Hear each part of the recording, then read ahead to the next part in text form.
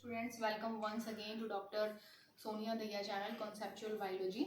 आज हम जो डिस्कस कर रहे हैं topic that is working of x-ray diffraction.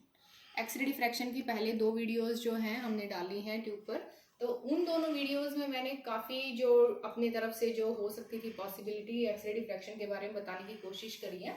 आज हम डिस्कस कर रहे हैं कि एक्सरे डिफ्रैक्शन कैसे काम करता है। तो अब जो डिफ्रैक्शन फिनोमिनन है वो हम कर चुके हैं। एक्सरे ही क्यों यूज होता है इलेक्ट्रोमैग्नेटिक स्पेक्ट्रम में इस फिनोमिनन के लिए, हम वो भी डिस्कस कर चुके हैं।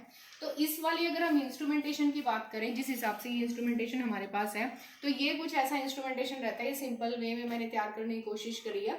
यहाँ पर हमारे पास एक एक्सरे का सोर्स होता है जो कि एक्सरे ट्यूब है, जहाँ से एक्सरेज जो है निकलेंगी, इंसिडेंट होंगी। In between their is a collimator. Collimator एक ऐसा सब्सटेंस है, it narrows the beam of waves. तो ये जो हमारे पास वेव्स आ रही हैं, इनकी जो डायरेक्शन बहुत ही ब्रॉड है, इस पाथ को क्या कर देता है, ये नैरो कर देता है, ताकि वो इसी पाथ से क्रिस्टल जो हमारा सैंपल है, crystal is this sample here, जिस सैंपल का क्रिस्टल जो है हमारा, जो क्रिस्टल हमने यूज किया है वर्ड, उसके लिए आप सैंपल भी यूज कर सकते हो। इस सैंपल का ही हमें क्या फाइंड आउट करना है, इस सैंपल का ही हमें फाइंड आउट करना है arrangement of atoms with in this sample. तो ये जो सैंपल हमने लिया है, जिस भी मॉलिक्यूल का ये सैंपल है, उस मॉलिक्यूल में एटम्स की अरेंजमेंट जो है वो हमें पता लगानी है। And that arrangement of atoms it is possible with the help of phenomenon x-ray diffraction से हम पता लगा रहे हैं। तो जब यहाँ से जो एक्सरेज हैं from the x-ray tube, they are incident on this crystal, इस क्रिस्टल से वो रिफ्लेक्ट होके, डिफ्रैक्ट होके, they will fall on a photographic film. एक फोटोग्राफिक फिल्म के ऊपर ये जो रेज हैं ये सारी फॉल करेगी। बहुत ही सिंपल है देखने में। इससे पहले थोड़ा सा जो मुश्किल ट्रिकी वाला पार्ट था, जो इंटरफेरेंस था, डिफ्रैक्शन था, वो हम डिस्कस कर चुके हैं। तो यहाँ पर थोड़ा सिंपल हो जाएगा। अगर आपने पहली वीडियोस देखी होंगी तो हमारी जो डिफ्रैक्टेड बीम थी, ये प्राइमरी बीम है, ये सबसे पहली बीम है जो क्रिस्टल पर फॉल करी है। बहुत सारे एंगल से ये डिफ्रैक्ट होगी and it will get fall on a photographic film. Photographic film के ऊपर जो आपको पॉइंट्स दिख रहे हैं, these are array of spots. बहुत सारे जो हैं स्पॉट इस पे प्रोड्यूस हो जाएंगे। इन स्पॉट को हम कहते हैं reflections. These reflections they are created by diffracted x-ray beams. यानी कि जो एक्सरे बीम डिफ्रैक्ट हुई है अपने पाथ से, उस एक्सरे बीम जो है वो फोटोग्राफिक फिल्म पे फॉल करेगी और उस फोटोग्राफिक फिल्म पर वो एक स्पॉट की तरह है आपको दिखाई देगी। And these spots are called reflection which are caused by the diffracted x-ray beams. तो प्राइमरी बीम सैंपल को क्या करेगी, क्रॉस करेगी। After crossing the sample it will fall on a photographic film, और फोटोग्राफिक फिल्म के ऊपर you will get these spots are called reflection. ये एक बेसिक सा इंस्ट्रूमेंटेशन है। यहाँ से जो इंफॉर्मेशन है थ्रू दिस फोटोग्राफिक फिल्म, ये डिजिटल फॉर्म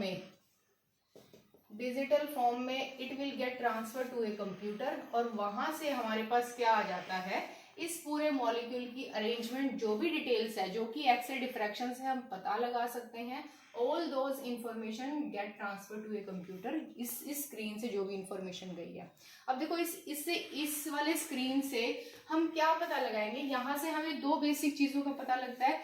पहला तो है पोजीशन ऑफ रिफ्लेक्शन, यानी कि जो ये स्पॉट आपको दिख रहे हैं, ये इस फोटोग्राफिक फिल्म पे इसकी पोजीशन क्या है।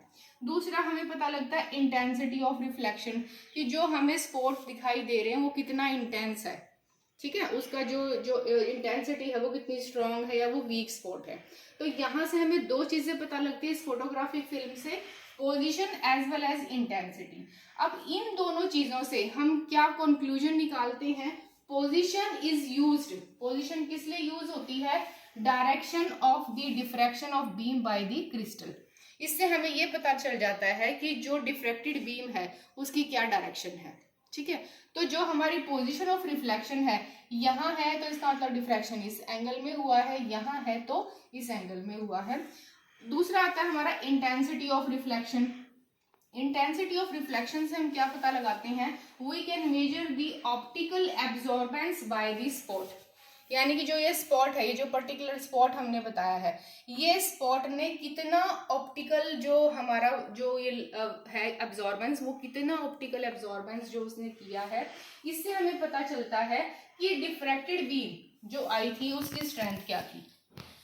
तो अल्टीमेटली हमें ये पता चल जाएगा कि वो बहुत ही स्ट्रॉन्ग डिफ्रैक्शन हुआ है, बहुत ही लाइट डिफ्रैक्शन हुआ है, यानी कि डिफ्रैक्शन की इंटेंसिटी क्या थी, जो स्ट्रेंथ है डिफ्रैक्टेड बीम की वो कितनी स्ट्रेंथ थी, उसकी जितना ज़्यादा ऑप्टिकल एब्जॉर्बेंस होगा उतनी उसकी डिफ्रैक्शन होगी। और ये हमें इंटेंसिटी कैसे पता चलेगी, स्पॉट को देखकर। तो इस स्पॉट से हम पोजीशन का पता लगा लेंगे एटम की और उसकी हम इंटेंसिटी का पता लगा लेंगे। अब देखो जो ये हमारा क्रिस्टल है, इस क्रिस्टल में जैसे हम डिस्कस कर रहे थे, क्रिस्टल में जो है एक लैटिस या एक प्लेनर स्ट्रक्चर, प्लेन जो प्रेजेंट होते हैं इस तरीके से, अलग अलग प्लेन से डिफ्रैक्टेड जो बीम है, जैसे यहाँ से टकरा के जो लाइट है वो जाएगी, इस तरीके से जाएगी, हर एक प्लेन से लाइट डिफ्रैक्ट होके जाएगी। तो ये जो डिफरेंट एंगल्स जो हमारे तैयार हुए हैं, जो डिफरेंट रिफ्लेक्शन जो है स्पॉट यहाँ तैयार होंगे, ये क्या पता लगा देंगे हमारा, क्या बताएंगे हमारे लिए कि पर्टिकुलर एटम की अरेंजमेंट क्या है इस मॉलिक्यूल के अंदर।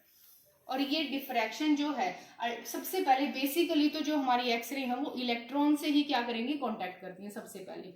तो इलेक्ट्रॉन जो है वो सबसे मेन है जिससे क्या करती है ये एक्सरे, जिस पर फॉल करेंगी और वहां से हमें क्या पता चलेगा, एटॉमिक स्ट्रक्चर पता चलेगा, यानी कि किसी भी पर्टिकुलर मॉलिक्यूल में एटम कैसे अरेंज्ड है, उससे उसका स्ट्रक्चर, उससे उसकी बॉन्ड लेंथ, उससे डिसऑर्डर, हम सारी चीजों का पता लगा पाएंगे।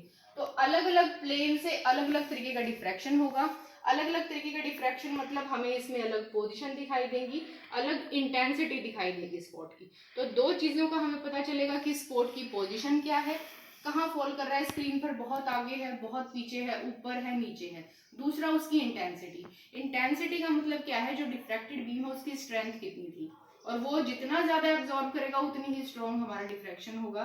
तो इसलिए हमें इस फिनोमिनन से, एक्सरे डिफ्रैक्शन से, पर्टिकुलर क्रिस्टल या पर्टिकुलर मॉलिक्यूल का हमें एक प्लेनर स्ट्रक्चर जो हमारा क्रिस्टल फॉर्म में है 3D स्पेस में, वो हमें पता चल जाएगा, उससे हम अरेंजमेंट ऑफ एटम्स पता लगाएंगे। तो एक बहुत ही सिंपल वर्किंग मैंने तैयार करने की कोशिश करी एक्सरे डिफ्रैक्शन की। तो अगर पेपर में आता है आपका वर्किंग, तो वर्किंग में आप ये डायग्राम बना सकते हो। इस डायग्राम में वर्किंग में सबसे पहले तो हमें इंस्ट्रूमेंटेशन में डिफरेंट जो इंस्ट्रूमेंट्स हैं जो हमने यूज करे हैं चीजें, उनके बारे में बताते हैं कि this is the source of x-ray, there is a collimator which is used to narrow the beam of waves, then there is a sample molecule या क्रिस्टल होता है जो होल्ड किया हुआ है 3D स्पेस में, x-rays will incident on this crystal and the incident primary beam will get diffracted in different directions according to the position of the atom। जहां पर भी अगर एटम यहाँ है, डिफ्रैक्शन जब यहाँ से एक्सरे आती है इससे टकराएंगी, डिफ्रैक्शन इस डायरेक्शन में हो सकता है। एटम यहाँ है तो एक्सरे इस हो सकती है। एक ही पॉइंट से न्यूमरस डिफ्रैक्शन भी हो सकते हैं। तो ये जो डिफ्रैक्शन हुए हैं फोटोग्राफिक फिल्म पे, they will now tell us about the arrangement of atom which is the position as well as the intensity. हमें दो चीजों का पता लग जाएगा। इन दो चीजों से ultimately we will get to know the structure of atoms और we can tell about the arrangement of atoms. इन दो चीजों के बारे में हम पता लग लेंगे कि मॉलिक्यूल के अंदर इनकी क्या अरेंजमेंट है, और उससे हम अल्टीमेटली मॉलिक्यूल का स्ट्रक्चर जो है पता लगा पाएंगे, जो कि इसका मेन जो है हमारा क्या रहता है, मेन हमारा टारगेट है कि मॉलिक्यूल का स्ट्रक्चर हमें डिवाइस करना होता है। तो आज की वीडियो हमारी वर्किंग और डिफ्रैक्शन के बारे में थी। इससे नेक्स्ट वीडियो जो है that will be about the Bragg's law, जो कि इस सारे फिनोमिनन एक्सरे डिफ्रैक्शन का क्या था, किस बेस पर एक्सरे डिफ्रैक्शन होता है, कौन सा लॉ उसके बिहाइंड है, दैट इज ब्रैग्स लॉ, वो हम नेक्स्ट वीडियो में डिस्कस करेंगे। थैंक यू फॉर वॉचिंग, और उम्मीद करती हूँ आपके पेपर बहुत बहुत अच्छे हों, आप बहुत मेहनत करो। फिर भी अगर कोई टॉपिक आपको परेशान कर रहा है तो आप ज़रूर कमेंट बॉक्स में डालो, जो भी मेरी कोशिश रहेगी मैं कोशिश करूँगी कि उस पर वीडियो बनाऊँ और आपको अच्छे नंबर दिलवाऊँ। Thank you.